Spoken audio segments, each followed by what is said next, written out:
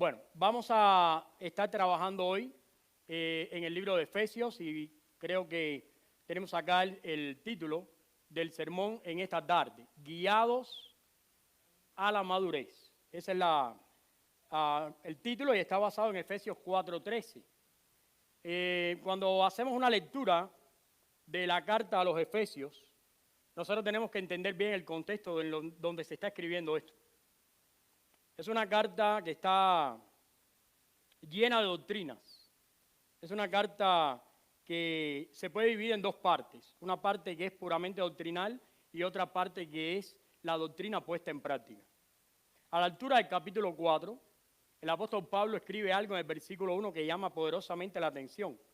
Y dice de esta manera, yo pues preso en el Señor. Lo cual quiere decir, y está escribiendo, la manera o el lugar donde este hombre se encontraba. Ustedes saben que el apóstol Pablo tuvo una conversión, y la conversión del apóstol Pablo se debió a que él enfrentaba a la iglesia de Dios, creyendo que hacía la obra de Dios.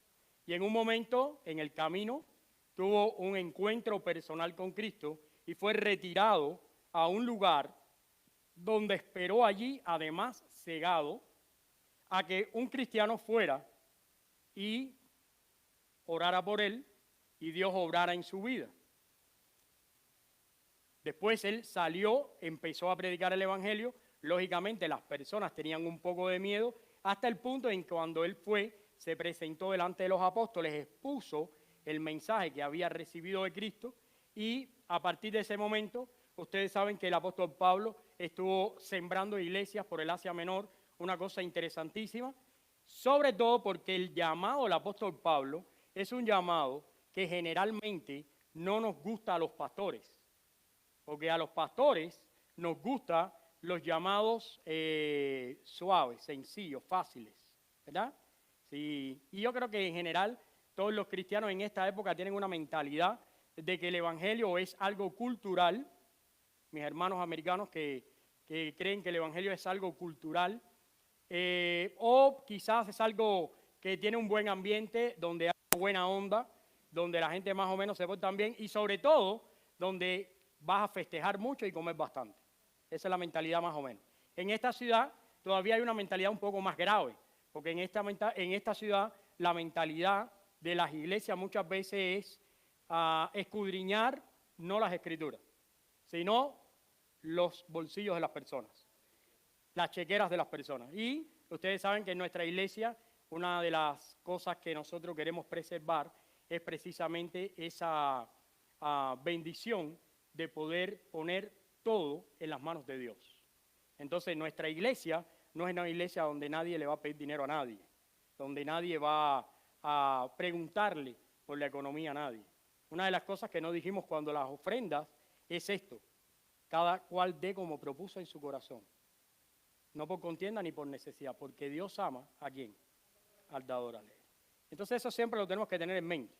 Ahora, cuando nosotros estamos leyendo la carta de Pablo, nosotros encontramos a un hombre que tuvo un llamado que muchas veces a la gente no le gusta, porque el llamado es: ve donde está él, porque yo le mostraré cuánto es necesario, ¿qué cosa? Padecer, ¿por qué? Por mi causa, ¿verdad? Padecer por mi causa. Entonces, de este versículo yo aprendo algo muy interesante, y esto como a modo de introducción. No es las condiciones, no son las situaciones lo que deben marcar nuestro crecimiento cristiano, son las convicciones en Cristo. Porque acá tenemos una persona que estando preso, cantaba. Y estando preso, ¿qué hacía? Adoraba más a Dios y escribía a otros cristianos que todavía estaban en libertad. Entonces eso contrasta mucho con el cristianismo de hoy, donde cuando la gente tiene que enfrentar una prueba, se debilita bastante. Sin embargo, estas personas enfrentaban las pruebas de una manera sólida. Y yo les decía el viernes, el gran problema muchas veces de los cristianos es que están enfocados hacia adentro y quieren resolver sus problemas con los demás sin primero resolver su problema con Dios. La Biblia dice que nosotros tenemos que caminar con armadura de Dios. Y la única manera de poder vestir la armadura de Dios, lo dice ahí en la palabra. Primero hay que estar en comunión con Dios. Y muchas veces queremos tener comunión con otros y queremos que nos vaya bien en el matrimonio, que nos vaya bien en la familia, que nos vaya bien en el trabajo, que nos vaya bien en todos los lugares, pero lo que no tenemos es una relación con Cristo. Y esa relación afectada es la que hace que después toda tu proyección esté distorsionada. Por eso acá aprendo que no son las condiciones, no son las situaciones en las que vivo, son las convicciones, las que hacen que el crecimiento sea constante y saludable en un cristiano. Por eso la enseñanza en esta tarde es esta: el crecimiento espiritual es totalmente necesario en cada cristiano. Así que si usted vino a este lugar, yo le quiero recomendar que marque por ahí que estamos estudiando el libro de Efesios, y le quiero recomendar la lectura del libro de Efesios esta semana. Porque recuerde, el crecimiento usted lo tiene que tener porque es necesario, totalmente necesario para cada cristiano. Y quiero que usted se lleve esta frase, y quiero que la maneje. Y quiero que los hermanos que, por ejemplo, vienen ahí poco a poco se van a ir acostumbrando que cada semana nosotros tenemos una frase en la cual trabajamos. Porque yo quiero que si ustedes se van de este lugar y alguien les pregunta, ¿qué pasó en la iglesia? ¿Qué aprendiste? Tú no tienes que decirle, no, yo aprendí que a uno le dio un sirimbaco, empezó a echarle espuma por la boca y le caímos arriba. No. Eso se lo dejamos a otro mundo. No, yo aprendí que el pastor no vino porque el pastor estaba en Jamaica con 4 margaritas, se llevó los diezmos y las ofrendas. No, eso lo dejamos fuera. Nosotros acá cada semana aprendemos algo que tenemos que practicar. Y lo que vamos a aprender hoy es que tienes que crecer sí o sí. No hay otra manera de vivir la vida cristiana que no sea creciendo. Hay que crecer. Y puede costar trabajo y puedes luchar con eso, pero necesitamos crecer. Y el crecimiento, nadie piense que se da solo. Lo único que se da solo es la hierba mala. El crecimiento duele.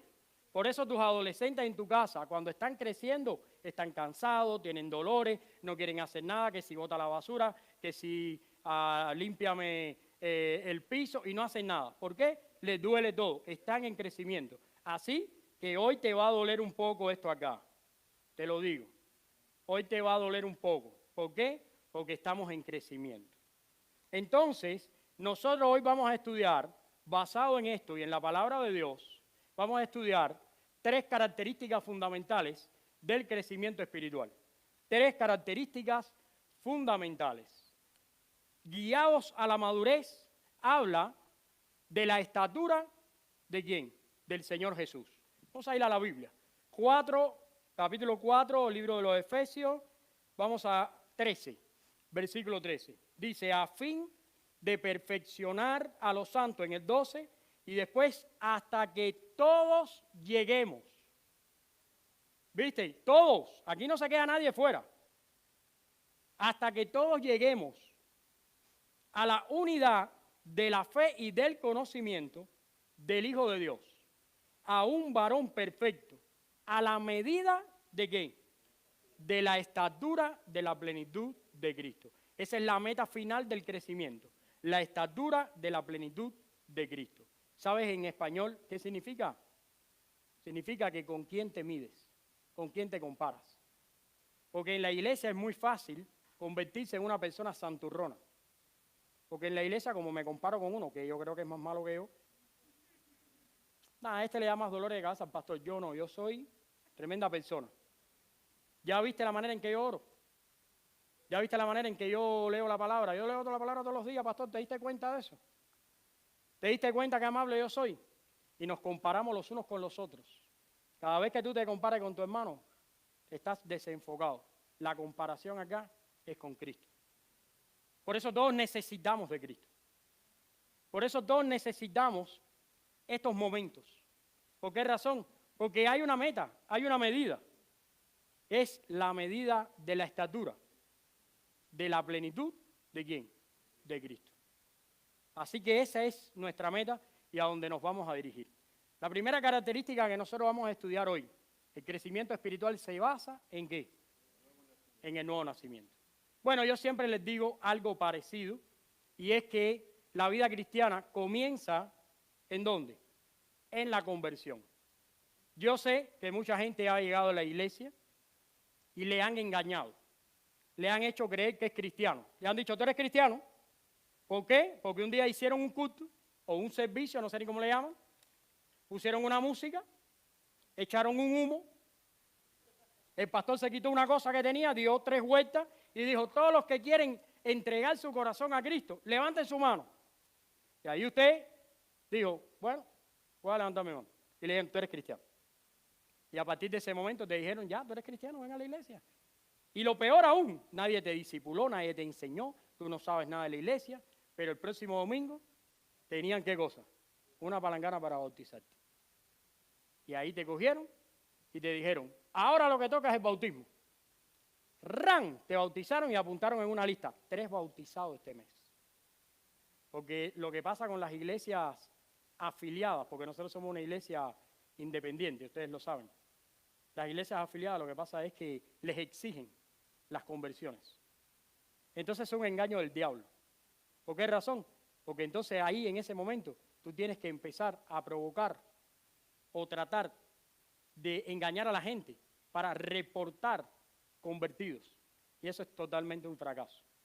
La obra de Dios comienza con el nuevo nacimiento, con la conversión. Y quien produce el nuevo nacimiento es Cristo Jesús. Por eso nadie puede decir, yo soy cristiano, si primero no hay una obra de transformación en su vida. Si no hay un encuentro verdadero con el Espíritu Santo. Una conversión que no la provocamos ni tú ni yo. No importa que yo predique mejor o que predique peor. Lo que importa es el mover del Espíritu en tu vida. Si Dios ha predeterminado desde antes de la fundación del mundo, por su soberanía, que vas a ser salvo, cualquier palabra bíblica que te diga el Espíritu, la siembra en tu corazón.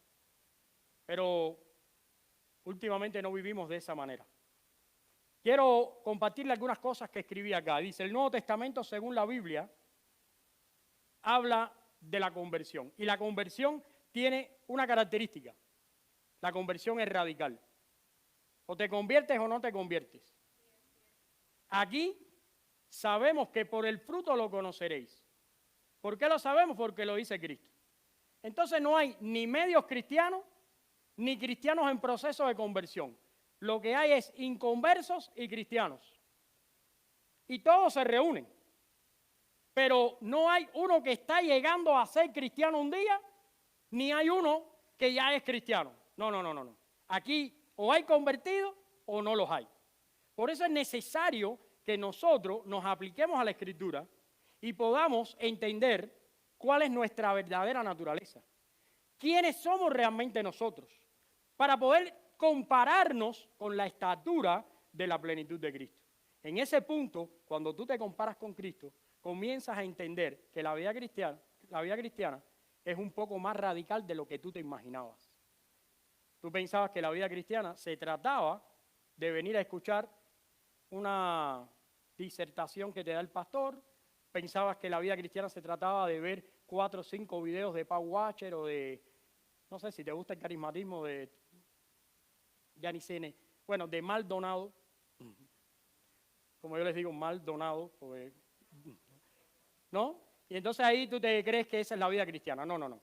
La vida cristiana comienza soberanamente por Dios, obrando una conversión y un nuevo nacimiento. Y eso es importante que nosotros lo tengamos en cuenta. Porque mira, muchas veces queremos ver una iglesia numerosa de personas. Y hay hasta cristianos que dicen, no me voy a congregar aquí porque aquí no hay tanta gente. Hay otros que dicen, bueno, lo que necesitamos es una iglesia amable, que me traten bien, que me digan lo que quiero escuchar. Pero realmente la palabra nos enseña que una iglesia es una congregación de personas que se reúnen bajo un mismo propósito, que es alabar a Dios, ser para su gloria y que tienen algo en común, un encuentro único y personal con Jesucristo. Nosotros necesitamos entender eso. La vida cristiana es más radical de lo que nosotros nos imaginamos. No hay un punto intermedio o variedad de niveles cuando hablamos de la nueva vida en Cristo. No hay procesos de que un día no, o te conviertes porque Dios lo hizo o eres totalmente inconverso. La transformación se da por la obra de Cristo, totalmente por Él, a nuestro favor y en nuestro lugar. Porque recuerden que Cristo no solamente es nuestro Salvador, también ¿qué cosa es? Nuestro Señor. Una equivocación muy grande, dividir esas cosas. Hay cristianos que viven pensando que Cristo es su Salvador, pero no le dan el señorío a Cristo. Bueno, una mala noticia, inconversos, la realidad. ¿Por qué? Porque cuando Cristo está en tu corazón, es el Señor de tu vida. Es el Señor. Le perteneces a Él. Obras para su gloria. Te puedes equivocar, te puedes caer, te puedes confundir, pero el Espíritu Santo te va a levantar y vas a volver a Cristo. ¿Por qué? Porque eres posesión ¿de quién? De Cristo Jesús. Algo más que tenemos que saber del nuevo nacimiento. Bueno, les voy a leer unas palabras de Juan Calvino. Es interesante, porque últimamente los reformados todos se quieren parecer a Juan Calvino. Le doy gracias a Dios que Ruslan no está en esa onda, porque por allá abajo, por la Florida, me encuentro algunos, y por aquí, por Las Vegas, que han entendido la iglesia reformada como una imagen de una iglesia del siglo XVIII. Y entonces, por ejemplo, a algunos le digo, no, pues yo mi doctrina reformada, y me dice, ¿y dónde está tu barba? ¿Sabes que Juan Calvino tiene su barba? ¿Dónde está su barba? No. Recuerden que, sí, está creciendo. Recuerden que la iglesia es reformada porque está reformándose, ¿dónde? Sobre las doctrinas bíblicas. Esa es la realidad. Vamos a ver lo que dijo Juan Calvino acerca de esto. Dijo, por el término nacer de nuevo, Jesús no se refiere a una enmienda, sino a la renovación y transformación de toda la naturaleza. De ahí se deduce que no hay nada en nosotros que sea defectuoso. O eres o no eres. Eso dijo este hombre. Y con toda razón. Por eso necesitamos entender nuestra verdadera naturaleza, nuestra naturaleza pecaminosa, para poder entender la obra que Dios está haciendo en nosotros. Y una vez el Espíritu tratar con tu vida, pueda ser rendido a los pies de Jesús. Todo lo demás se llama rebeldía. No hay otra manera de mencionarlo. Y la rebeldía no congenia con el crecimiento. Y no va a haber crecimiento. Mira, es triste porque muchas veces tú te encuentras una persona en la calle que se autodenomina cristiano. Te dice, dame un consejo. Bueno, ya tú sabes, el pastor siempre da un consejo y demás. Bueno, tú le dices, mira, la Biblia dice esto. No, pero tú no, pastor, pero ¿qué tú crees de esto? No, para mí está mal. La Biblia dice esto. No, pero es que eso yo no lo veo tan... No, la Biblia dice esto. Y muchas veces uno quiere que la gente crezca por el conocimiento de la Biblia, en obediencia a la palabra de Dios. Pero es que como no son convertidos, eso no se va a lograr. Esa es la realidad.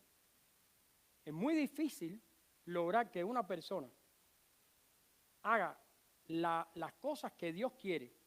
Y la gente tiene que entender, para tú poder recibir los beneficios de la obra de Dios, tienes que ser convertido.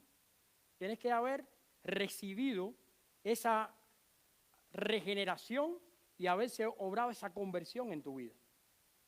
Porque muchas veces venimos a la iglesia pensando en los beneficios que Dios puede traer a mi vida. ¿Cuáles son los beneficios? Bueno, no voy a ir al infierno.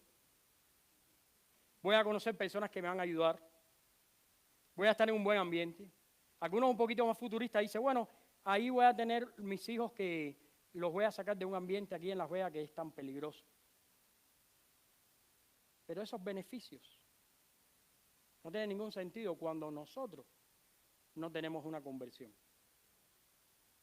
Se adquiere el verdadero beneficio, que es la relación con Jesús, cuando hay una conversión en nuestro corazón. Así que, cuando hablamos de crecimiento, algo que necesitamos todos, hay 3 características fundamentales. Y la primera es que tenemos que entender que comienza como un nuevo nacimiento.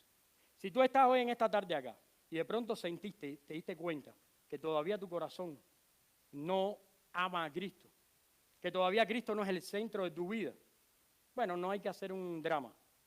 Lo que hay es que orar, llegar al lugar de tu casa, apartarte y decir, Señor, ayuda a mi incredulidad, cambia mi corazón, transforma mi vida, rompe mi rebeldía, libérame de estas cadenas. ¿Te acuerdas cuando hace una semana estudiamos que Jesús leyó en la sinagoga las características de su ministerio? Y una de las cosas era liberar a los cautivos. Bueno, Señor, libérame. Y Dios en su misericordia, si es su voluntad, va a salvar tu vida y tu corazón. La segunda característica que queremos estudiar, el crecimiento espiritual se basa ¿en qué? En la obra del Espíritu Santo. Si tú vas a la Biblia, capítulo 4, estábamos en el versículo 13, pero si tú vas al versículo 11, tú te das cuenta que todo lo que sucede alrededor de la obra de Cristo y todo el crecimiento se da por Dios mismo que lo hace. Mira lo que dice el versículo 10. El que descendió es el mismo que subió. El versículo 11. Él mismo constituyó a unos apóstoles y a otros profetas, a fin de perfeccionar a los santos, hasta que todos lleguemos al conocimiento. Si te das cuenta, todos esos versículos hablan de que Dios, de que el Espíritu Santo, ¿qué está haciendo? Tomando la iniciativa de las cosas. Lamentablemente muchas veces nos han enseñado que la iniciativa está en nosotros. Y algunas veces nos dicen, bueno, a lo mejor un día tú quieres entregar, mira esto, esto ya a mí me... ¿Tengo agua? No tengo ni agua, está por allá. Pues yo no entiendo el cristianismo donde tú eres Dios. Eso es un error. Entonces, tú eres el que sabe, no, tengo una ahí, gracias hermano, gracias. Tú eres el que sabe cuándo te vas a convertir, ¿no? Tú eres el que decide.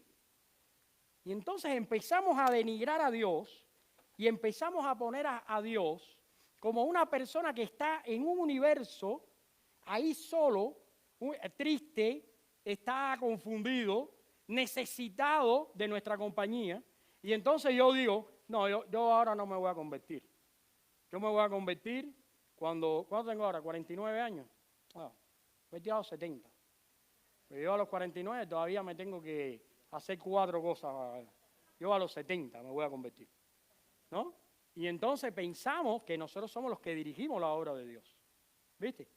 La Biblia, por ejemplo, dice que oremos a Dios para que el Espíritu Santo dé dones espirituales. Dones que Él entrega como Él quiere.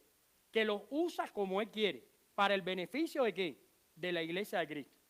No, pero entonces cogemos a la gente en la iglesia y le decimos que no, que oren por el don de lengua. Y entonces hay gente triste porque no tiene don de lengua. Una locura. Y el problema es don. Y así empezamos nosotros a humanizar la vida cristiana. Y empezamos a levantar al hombre y a empequeñecer a Dios. Y a poner al hombre primero y a Dios después. Bueno, eso lo puedes hacer. Pero por supuesto que no va a haber crecimiento. Porque el crecimiento se basa en Dios, que es el que obra todo para nuestro beneficio.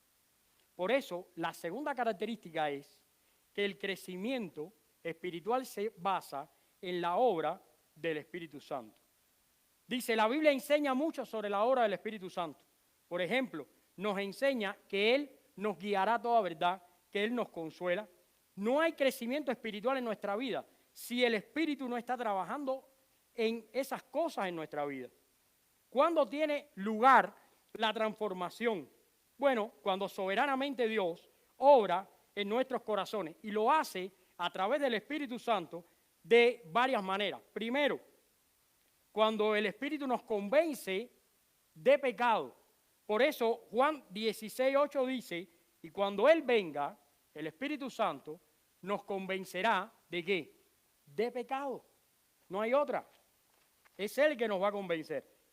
Otra manera en que el Espíritu trabaja dice, el Espíritu Santo nos da una nueva vida. Por eso Juan en 3:3, capítulo 3, versículo 3 dice, el que no nace de nuevo no puede ver, ¿qué cosa?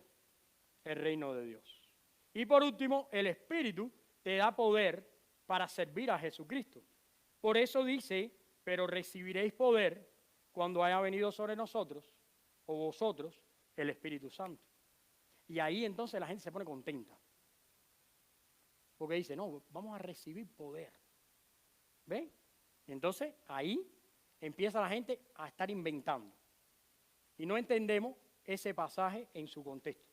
La Biblia dice que nosotros recibiréis poder para ser testigos de Cristo. Y ese poder para ser testigos significa una convicción de poder morir en el nombre de Cristo. En el nombre de Cristo. Porque la palabra testigo en el griego es la palabra mártir. Y la palabra mártir se traduce como una persona que entrega su vida. Por eso recibiréis poder para ser testigos de Cristo. El crecimiento espiritual se basa en la obra del Espíritu Santo. ¿Cuáles son las acciones del Espíritu Santo en los creyentes? Temor de Dios. Mira, yo me doy cuenta cuando mi relación con Dios no está saludable. ¿Sabes por qué? Porque lo primero que uno pierde es el temor de Dios. Empiezas a no temerle a Dios. Empiezas a pensar que tú puedes ser tu propio Dios o que tú puedes ir en contra de Dios. Lo segundo, empiezas a poner en práctica, hay algo que el Espíritu nos da que es sabiduría, que está basada en la palabra. Bueno, nosotros desechamos la sabiduría de Dios y queremos poner en práctica nuestra propia inteligencia. Y por eso todo fracasa, todo se rompe. Otra cosa que hace el Espíritu en nosotros es que nos da entendimiento, nos da consejo, nos da piedad y por último nos da fortaleza. Así que si tú quieres crecer espiritualmente, una de las cosas que tenemos que hacer, como dice aquí la palabra en el versículo 13, tenemos que armarnos del conocimiento del Hijo de Dios para entonces llegar a ser un varón perfecto a la medida de la plenitud de Cristo. Ese conocimiento solo va a venir si tenemos una relación ¿con quién? Con Cristo, a través del Espíritu Santo. Esa es una realidad. Y les voy a decir algo, nosotros como cristianos no podemos. Uno de los problemas con la falsa doctrina es que la falsa doctrina tiene dos características. Pueden ser de dos maneras. Una falsa doctrina puede ser abiertamente una mentira. ¿Ve? Abiertamente una mentira. Por ejemplo, si yo le enseño a ustedes que la Biblia tiene errores, eso abiertamente es una falsa doctrina, una herejía. Pero también hay una falsa doctrina que es el sobreénfasis de alguna doctrina. Si yo hago un sobreénfasis en el amor de Dios, en detrimento de su justo juicio, estoy convirtiendo el conocimiento bíblico en una herejía. Lo estoy transmitiendo como una herejía. ¿Viste que hay grupos que solo hablan del amor de Dios? Por ejemplo, en una reunión de pastores un día me preguntaron, ¿qué haces para que tu iglesia crezca? ¿Yo? No, yo nunca he hecho nada para que la iglesia crezca. De hecho, la iglesia crece porque Dios es el que hace crecer. ¿Pero qué tú haces? ¿Cuáles son las cosas que tú haces? No, no hago nada. Yo lo único que hago es orar para que Dios tenga misericordia a las almas. Olvídate. ¿Pero tú predicas? No, sí, le predico a todo el mundo. Le hablo de Cristo a todos, pero que los convierte en el Espíritu. Después me preguntaron en esa reunión de pastores, porque como era un plantador, la idea era saber qué estaba haciendo. Más que nada la idea es si el dinero que están invirtiendo en ti vale la pena. Es más que eso, es realmente eso. Pero bueno, te hacen estas preguntas. Y la otra pregunta es, la primera era, ¿qué haces para que la iglesia crezca? Después te preguntaban, ¿qué enseñas en la iglesia? Y entonces yo dije, bueno, en la iglesia enseñamos doctrina. Y se escandalizaron, ¿eh? Pero ¿cómo que enseña doctrina? La doctrina divide. Le dije, sí, claro, sí, eso es lo que queremos. Lo que queremos es dividir a los que no son cristianos de los que son cristianos, para poder dedicarnos a hacer la obra realmente. No, pero la doctrina divide, porque puedes tener hermanos que vienen de otras iglesias con otras doctrinas. No, queremos dividirnos para que puedan aprender las doctrinas. No, pero mejor habla del amor de Dios. Le dije, mira, brother, te voy a explicar. Como ya tengo tantos años acá, ya he hecho de todo. Y antes de conocer las doctrinas bíblicas, traté de hacer una iglesia basada en el amor cristiano. ¿Y qué ocurría rápidamente? Que cuando la gente se entraba en una desavenencia, se perdían. ¿Viste? Yo antes era un pastor que me paraba aquí y empezaba a decir, Dios te ama. Y Dios te ama como quiera que tú eres. ¿Qué te va a amar Dios como quiera que tú eres? No, si Dios odia el pecado y tú eres un pecador.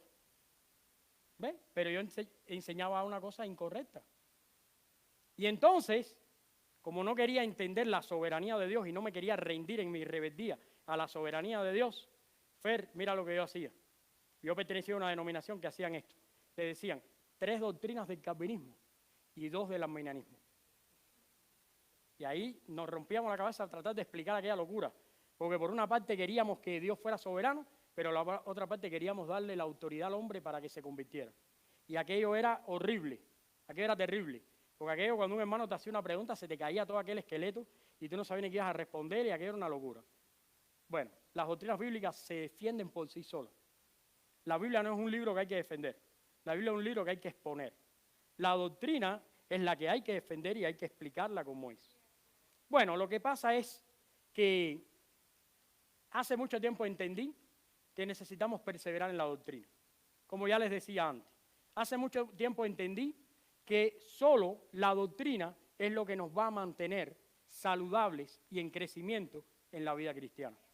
Porque cuando la doctrina es bíblica, la gente entiende lo que es el perdón, la gente entiende lo que es el pecado, la gente entiende lo que es la salvación. La gente entiende qué es realmente una iglesia. Nadie viene acá con una mentalidad de que acá está la gente perfecta.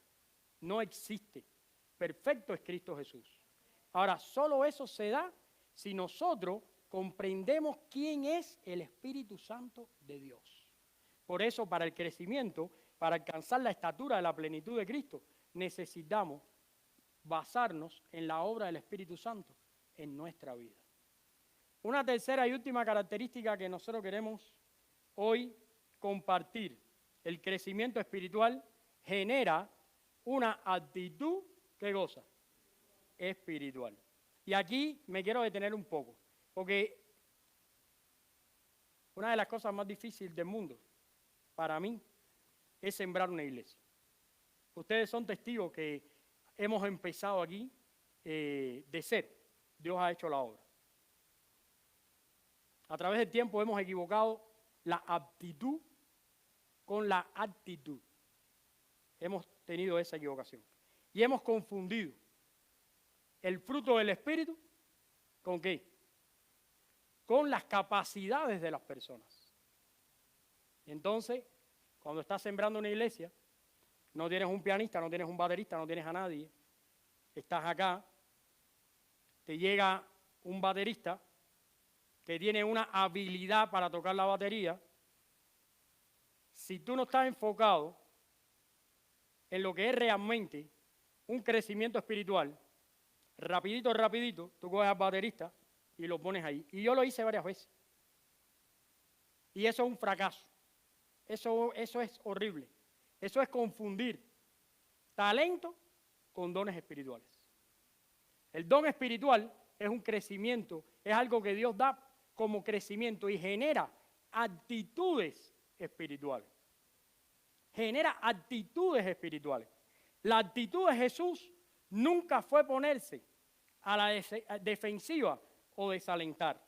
Su objetivo era complacer al Padre y lograr darle la gloria a Él. En medio de las pruebas, Jesús tuvo una actitud paciente. En medio de los sufrimientos, Jesús estaba teniendo una actitud de esperanza. En medio de las bendiciones, tuvo una actitud humilde. Incluso en medio de la burla, del abuso y de la hostilidad, Él no respondió con maldición.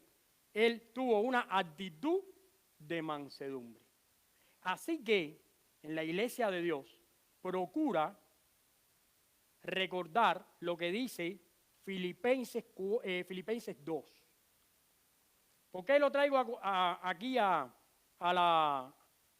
que lo estudiemos? Porque acá dice en Efesios que tenemos que llegar a la estatura de la plenitud de Cristo. Si tú fueras a estudiar el pensamiento paulino, porque una cosa que en la teología se hace es discriminar los pensamientos. Ustedes saben que hermenéutica nos enseña a interpretar la Biblia de forma longitudinal y de forma transversal. Ustedes saben que hemos estudiado la Biblia, por ejemplo, como un todo. Por ejemplo, la promesa es del Antiguo al Nuevo Testamento. Pero también saben que podemos estudiar la promesa en cada época bíblica. Y eso es hacerlo de forma transversal. Bueno, también en la hermenéutica se estudia el pensamiento paulino y se estudian todas las cartas de Pablo. Se estudia el pensamiento petrino, las cartas de Pedro, juanino, las cartas de Juan. ¿Ven?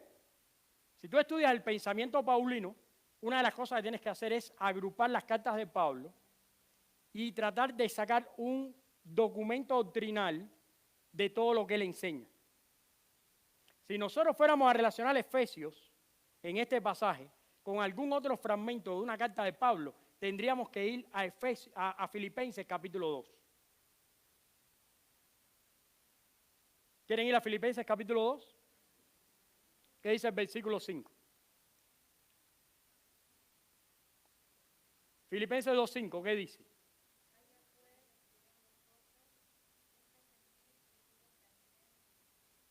Interesante. Haya pues en nosotros el mismo sentir que hubo ¿en quién? En Cristo Jesús. En otras palabras, sientan las mismas cosas que sintió Cristo Jesús. Ya sabemos que Pablo dijo en un momento, ustedes tienen la mente de Cristo. Ahora está diciendo, sientan las mismas cosas. Es parte del crecimiento del cristiano. Si queremos cumplir con lo que dice Pablo en Efesios, capítulo 4, versículo 13, llegar a la estatura de la medida de la plenitud de Cristo, una de las cosas que tenemos que hacer es sentir las mismas cosas que sintió ¿quién? Cristo Jesús. Bueno, de ahí se desprende que nosotros tenemos que aprender las actitudes de Cristo ante su ministerio. Y que las aptitudes en la vida cristiana le pertenecen al Espíritu Santo de Dios. Que Dios es capaz de sacar a alguien de la nada y usarlo para su gloria. Pero ahí estamos hablando de las aptitudes. Pero cuando hablamos de actitudes, estamos hablando de la manera en que Cristo reaccionaba, de la manera en que Cristo vivía, de la manera en que Cristo compartía su fe. Y yo creo que acá tenemos que entenderlo. Es solo a través del Espíritu que nosotros logramos un crecimiento y ese crecimiento genera en nosotros actitudes espirituales. Por lo cual, hoy usted tiene que saber que no vino a la iglesia. ¿Qué es lo que usted tiene que saber? Que nosotros somos la iglesia. Las actitudes que usted tenga a partir de hoy, fuera de este contexto, están predicando de Cristo y de la iglesia. Y no importa que tú tengas las aptitudes que tú quieras, porque tú te puedes creer el jefe en el trabajo, el manager, el mejor trabajador. Pero si tus actitudes en ese lugar no son las que aprendiste en Cristo Jesús, no tienes ministerio. Porque el ministerio no solo se vive aquí, el ministerio se vive en tu casa, se vive en tu familia, en tu trabajo y con tus, ¿con quién? Con tus amigos. Porque ¿sabes qué? Nosotros somos especialistas en fabricarnos vidas. Y aquí, delante del pastor, buenos cristianos. ¿Tú te vas a creer que yo soy así como yo me presento aquí? ¿Tú quieres saber cómo soy yo? Pregúntale a Maidita. Ella me conoce. Pregúntale a Josué, mi hijo. Pregúntale a Maday. Ellos saben quién soy yo. ¿Tú te crees que Mayita es así? Míralo ahí. Roland, ¿tú te crees que Mayita es así? Tú no la conoces, tú la vas a conocer. Mi hermana, mírala ahí. La conozco yo.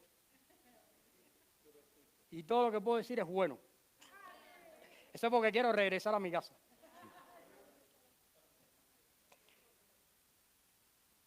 Lo que pasa es que muchas veces nos fabricamos varias vidas. ¿Ven? Entonces, queremos ser buena gente con el pastor y asesinos del esposo.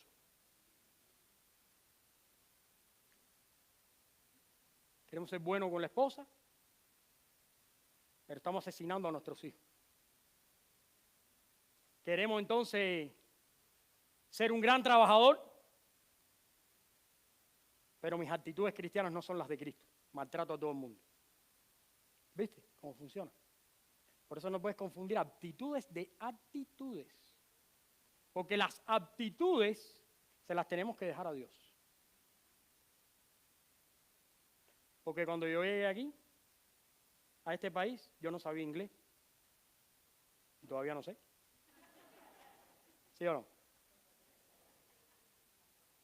Pero bueno, aquí estoy. Alguna palabra he aprendido, lo cual Dios me ha regalado. Yo era pastor en Cuba durante muchos años. Y cuando llegué aquí, ¿qué dije? Yo tengo la aptitud para ser pastor. ¿Y qué pasó? 1 año en la Florida. No eres pastor. ¿Por qué? Porque tú eres pastor en virtud de la iglesia que pastoreas. Porque yo en la Florida le decía a todo el mundo que era pastor, pero... Y yo estaba recogiendo cítricos y sprayando químicos. Y le decía al de al lado, yo soy pastor, yo no soy esto. Y yo me imagino que el de al lado decía, estás embarcado. Sí, anda. Las aptitudes, con P, se las tenemos que dejar a Dios. Pero las actitudes que nosotros tenemos que reproducir en nuestra vida, esas tenemos que aprenderlas de Cristo. ¿Sabes por qué? Porque Dios nunca nos exige a nosotros aptitudes, por lo cual Dios nos va a medir y por lo cual Dios nos va a pedir cuenta, son por las actitudes. Así que si tienes más dinero o menos dinero, si eres más inteligente o menos inteligente, si eres más una cosa o la otra, no, eso déjaselo a Dios. Pero como te comportes, de eso le tienes que dar cuenta a Jesús. Porque esas son las actitudes.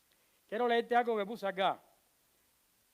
Cuando Pablo escribe que nuestras actitudes deben ser las mismas que Cristo Jesús, o que debemos sentir lo mismo, ha resumido en una sola idea lo que antes había dicho. Nada hagan por contienda o por vanagloria. Antes bien, con humildad, estimando cada uno a los demás como superiores a uno mismo. En otras palabras, la actitud que un cristiano debe reflejar es una que se centra en las necesidades y los intereses de la persona de Dios. Debemos tener siempre en mente que el objetivo final de nuestras vidas y por la cual Dios nos ha hecho cristianos no es nuestra propia comodidad, sino la transformación y la gloria de nuestro Dios.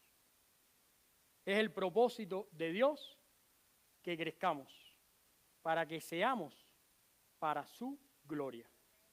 Así que cuando tú leas nuevamente Efesios 4, versículo 13, y leas hasta que todos lleguemos a la unidad de la fe, no pienses en los otros, piensa en ti. Tú eres quien tiene que llegar. Además, que otro llegue no significa que vas a llegar tú. ¿Viste esos papás que dicen, pero ya mis hijos van a la iglesia? Con eso ya nosotros hemos ganado. No, tú te vas para el infierno.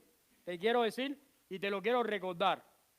Que te vas a quemar en el infierno. Que aquí cuando te dan 110 grados, te empieza a dar mareo.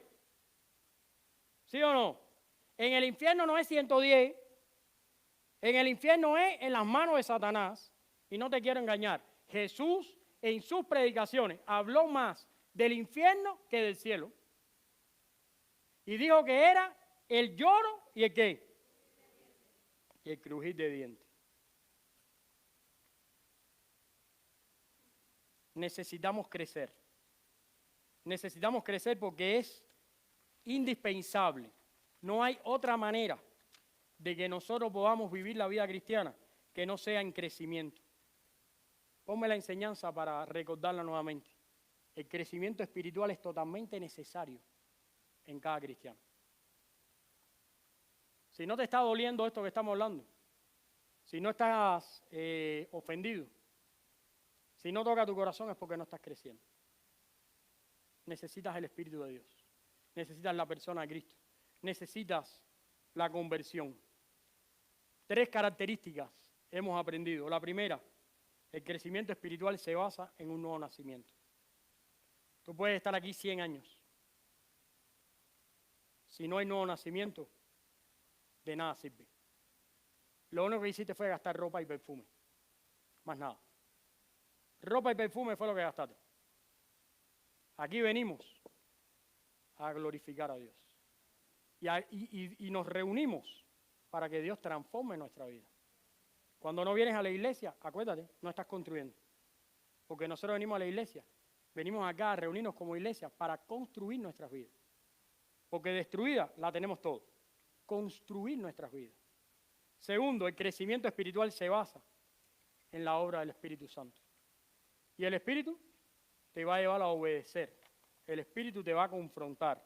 Y por último, el crecimiento espiritual genera actitudes espirituales. Así que la próxima vez que vayas a tratar a una hermana, ten cuidado cómo la tratas. Ni te le estés tirando arriba a darle besos, ni la estés que eso. Y si la vas a tratar, trátala amablemente. Porque si la tratas desagradablemente, ¿sabes lo que está pasando? Estás ofendiendo a Cristo y a su cuerpo. Y tú, hermana, trata bien a tu esposo. Porque tú tienes que ser la ayuda idónea. Porque tú no puedes maltratar a tu esposo ni pensar que tu esposo es un esclavo tuyo. Tu esposo necesita amabilidad. Y pareja, familias, por venir a la iglesia ustedes no tienen ningún mérito, no están ganando nada. Ustedes no son mejores cristianos ni más salvos porque vienen a la iglesia. Acá nosotros nos confrontamos unos a los otros con la palabra y es el beneficio de este lugar. Pero la vida cristiana comienza en su relación con Cristo. Así que cuando te vayas para tu casa, llámate a capítulo, esposo que eres cabeza de la familia, y invita a tu esposa y a tus hijos a orar contigo esta noche. Y lean juntos la Biblia. Esposa, si no lo hace, no te voy a decir tirar un video y mándamelo porque entonces te van a matar. Vamos a tener crímenes. Pero exígeselo porque la palabra lo enseña.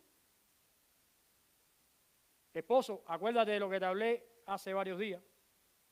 Este es un país de oportunidades. Pero este es un país donde se gana el mundo pero se pierde el alma. Cuidado. ¿Y de qué vale que el hombre gane el mundo entero y pierda su alma? Al final vas a hacer una fortuna que se la van a gastar tus hijos en 4 días. ¿Eso es con Rolando? ¿Tú eres el yerno? No te van a dejar nada. Se lo va a gastar. Ahora le voy a decir que se lo gaste. Se lo gaste conmigo. Recuerda esto, mi hermano. He visto más de una familia construyendo una fortuna que después tienen que invertir para sacar a sus hijos de la droga. Y pierden la casa, los carros y hasta el último centavo invirtiendo en hijos que abandonaron para sacarlos de la droga. Y más que eso, no pierdas tiempo de estar con tu familia. ¿Tú sabes por qué? Porque esta semana nosotros somos testigos de lo que ocurrió. Y le di gracias a Dios porque los hijos de nuestros hermanos estaban fuera de esa fatalidad. Pero también me duele mi corazón sabiendo que hay familias que despidieron a sus hijos por la mañana. No sé si esos niños, no sé si esos maestros que murieron en ese atentado tuvieron tiempo para despedirse de sus hijos, de sus familias. Lo cierto es que nunca regresaron. Y dice la Biblia, está establecido para los hombres que mueran una sola vez y después esto es juicio. No hay vuelta atrás. Así que invierte tu tiempo, inviértelo bien. Porque no hay doble oportunidad, es una sola. Quiero concluir. Dice, uno de los mayores obstáculos para nuestro crecimiento espiritual es que solemos intentar cambiar lo que hacemos en vez de lo que somos. Muchas veces pensamos que vamos a resolver los problemas, sobre todo los matrimonios. No, vamos a hacer esto y vamos a hacer lo otro. No está la solución. La solución es ser, no hacer. Porque de hacer ya estamos aburridos. Sabemos que siempre lo vamos a hacer mal. Hasta que no seamos, las cosas no van a funcionar. ¿Viste cómo es? Es así. ¿Qué pasó? Tira una foto. Tira una foto. No quiero decir, Daisy, tírale. Estamos tan empeñados en hacer ajustes que en las personas que olvidamos lo más importante, lo que solo puede Dios ver. Dios quiere que crezcamos espiritualmente y necesitamos su ayuda para esa clase de transformación. No es superficial, sino que ocurre dentro de nosotros. Espero que el Señor les bendiga y que esta pequeña predicación sea de bendición para cada uno. Sobre todo, espero que sean bien enojados de este lugar. Espero que sean bien inquietados. Espero que sean de este lugar reflexionando sobre estas verdades y que se planteen seriamente la necesidad de crecer. Y que la próxima vez que nos veamos, bueno, haya un compromiso real con Cristo. Que el Señor les bendiga. Vamos a orar. Padre, gracias te damos, porque tú eres bueno y para siempre es tu misericordia. Te damos la gloria, la honra y la alabanza en esta tarde. Señor, tu pueblo necesita crecer. Tu pueblo necesita la conversión, necesita también la adopción, necesita también el toque de tu palabra. Necesitamos obedecerte, necesitamos la transformación para tener actitudes cristianas. Señor, ayúdanos a cambiar a todos. Señor, muchas veces estamos preocupados por hacer algo que pueda llamar la atención de los demás, impactar a los demás. Quítanos eso de nuestra mente, ayúdanos a ser auténticos hijos tuyos. Y permite que hoy tu palabra haya caído en tierra fértil y que tu Espíritu Santo haya tomado mis palabras imperfectas y las lleve en su voluntad a cada corazón. En el nombre de Cristo Jesús. Amén.